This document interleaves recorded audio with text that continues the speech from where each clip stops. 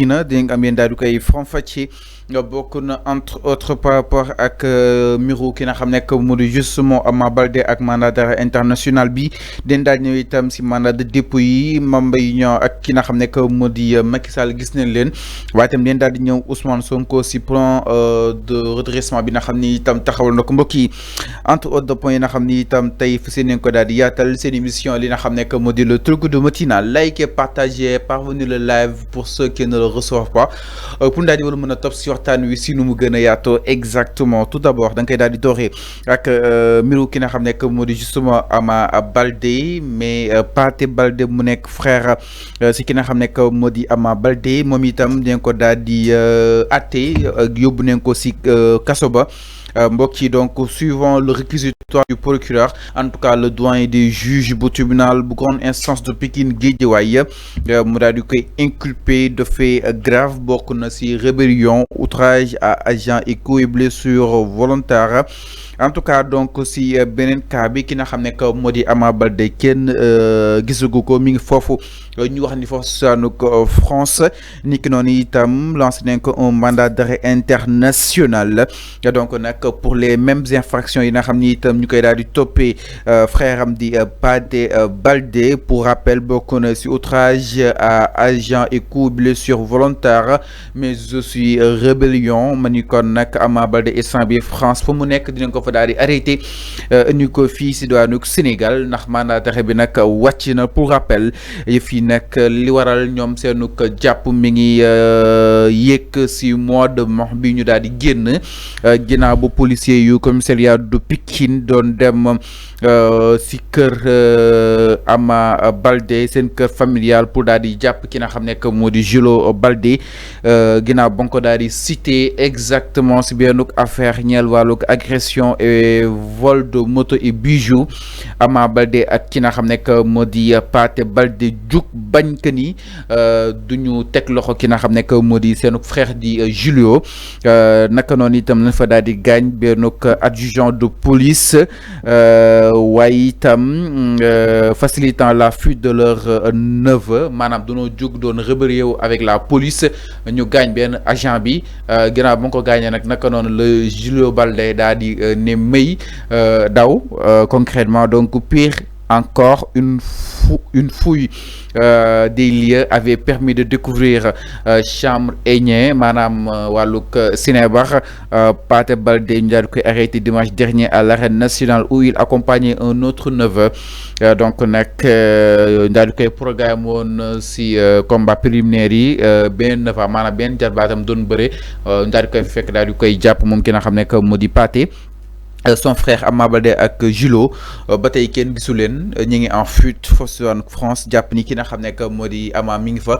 daal di ko fay fekk ak mandat d'arrêt international alors Arfan suñuy xool li leen di toppee mooy police dafa ñoo doon def liggéeyam pour jàpp Julo Baldé Pathé Baldé ak Ama Baldé nekk ay frère am empêché la police ba ñu fa daal di gagné benn adjudant naka noonu itam le Julo daal di daw naka na daal di jàppee mbir yi da nga jàpp ñoo tooñ ba waral justice peut-être ñi la war a mën a sévérer. oui ñoo tooñ pour dire vrai c'est on peut pas c'est-à-dire que policier dafa am lu mu bindoo. policier bu xasee ba sol tenue donc la tenue est sacrée. moo tax nga gis nit sax policier jàpp la di la mbéj doo tontu wala di la saaga doo tontu wala di la dóor doo fayu c'est parce que uniquement tenue bu mu sol moo tax yow doo tontu doo fayu c'est ça la sacralité de l'institution police et aussi la sacralité de la tenue du policier ou bien du gendarme ou bien du militaire maintenant bu fekkee sa frère sa propre frère dafa def infraction wala faute grave policier ñëw këram seen kër di ko arrêté yow nga rebellé wu nga ne du si dal doo leen ko yóbbu quitte à ce que nga taxaw comme barrière nga jaamarloo ak alkaati yi xeex ak ñoom ba gaañ ci alkaati yi mais c'est ça une faute grave. C'est puni par la loi. Policiers yi bu ñu la jàppee dañ lay jàppee comme outrage à comment dirais-je à un agent de tenue. Donc outrage boobu. ak rébellion. ak rébellion effectivement. Ils sont rebellés si police bi. Mais c'est ça quelque sorte l'infraction que ce soit l'infraction mais ñoom ils seront poursuivis pour outrage à un agent de tenue ou bien rébellion devant un agent de tenue. Il y a un fateliku le cas de Bougan. Bamuy taxaw di nan alkati. Bougan ira à Bakel par force. Mais nuñ ko jappé mais c'était similaire, des faits similaires à ça. Moi manam rébellion. Oui, rébellion amona ci, rébellion de Bougan et aussi refuse d'obtempérer. Donc lolu c'est des choses yo xamantene c'est à éviter devant les hommes de tenue. Donc on se doit de respecter la tenue parce que tenue bi quand même c'est une tenue sacrée, c'est la défense, donc l'intégrité territoriale. La police aussi c'est dans le maintien de l'ordre. Moom mooy assurer kaaraange bi, moom mooy aussi protéger les personnes et leurs biens. Donc bu fekkee sa frère dafa juum, comme tout le monde, la police est là donc pour assurer si ces arts d'infraction, nit bu defee infraction, police ñoo interféré wu daal di la convoquer wala bu jaree def ni yóbbu la ñu yóbbu la. Donc c'est comme dans tous les citoyens. Tous citoyens loolu la ñuy subir ci police. Que ça soit nga nek mbeur, que ça soit nga nek footballeur, que ça soit nga nek artiste, que ça soit nga nek journaliste, que ça soit nga doon police bu jappé ni que dafa da nga def di mu ñëw pour arrêter la wala japp sa frère, tu dois d'abord écouter ce que la police dit. Bu fekkee c'est-à-dire que nit du mën a fajal sa bopp. Donc doon yok la gravité exactement de l'affaire. Ils ont gravé les choses. Que ça soit Ama Baldé, que ça soit ils ont aggravé les choses. Parce que nul ne peut faire justice soi-même. On le dit dans la loi. Tu peux pas faire justice soi-même. Même vous faites que dañ la togn. Dañoo togn sa frère. Mais écoute d'abord les policiers. Même bu ñu yóbbee sa frère, demal nga fekk ko fu mu nek, nga outal ko avocat. Ama Baldé amna xaalis. Il peut chercher de bons avocats pour son frère. Pourquoi il l'a pas fait? Il a de l'argent. Un lutteur yo xamantene buy beuré dañ koy fay casser à valeur de 100 millions et quelques. Mais bu ñu jappé sa frère, tu écoutes d'abord les policiers. Bu ñu ko yobé, tu vas payer des avocats ñu dem défendre le dossier. Mais pourquoi mom Ama Baldé mu xex ak policiers yoyu? Il devait pas le faire. Un, pour son image, parce que c'est un lutteur qui est suivi, il a des supporters. Il doit pas donc comment dire, warul xex ak policiers yoyu ba gagne ci ay policiers. Deux, Ama Baldé warna soigner image am. C'est pas dans ces cas de délit là la ñuy tudd Ama Baldé. Souvent ñom bëri dañuy def ces arts d'erreur. Ñu ngi fàttaliku le cas de Lac de Guiers 2 avec les faux visas, les faux passeports, les faux visas. Mais ba ñu yóbbu ko kaso, c'est toujours le cas les lutteurs là. Donc quand tu es un artiste, tu dois d'abord soigner ton image. War nga éviter yenni. C'est à éviter. Ama Baldé pouvait éviter ces choses-là. Il doit payer des avocats, il doit défendre son frère. Alors, mais que dire sur le mandat d'arrêt international? Voilà. Le fait que Ken Gusuko bataille. Mais c'est la suite logique. C'est la suite logique. Ah bon? Si tu es poursuivi au Sénégal, on t'a convoqué, tu n'es pas venu, tu ne défères pas à la convocation, on te cherche partout, tu ne comparais pas. Mais sûrement dafa am lu ko baye France arfan. Non, même wala ko da nga japp justice mo fété kaw lepp. Non, justice mo fété kaw lepp. Ak lepp lu ko fu mëna teunk. Non, Fallou, bu xasse bañu envoyer la convocation. Ba nga décharger nga jot convocation bi, tu dois automatiquement déférer à la convocation.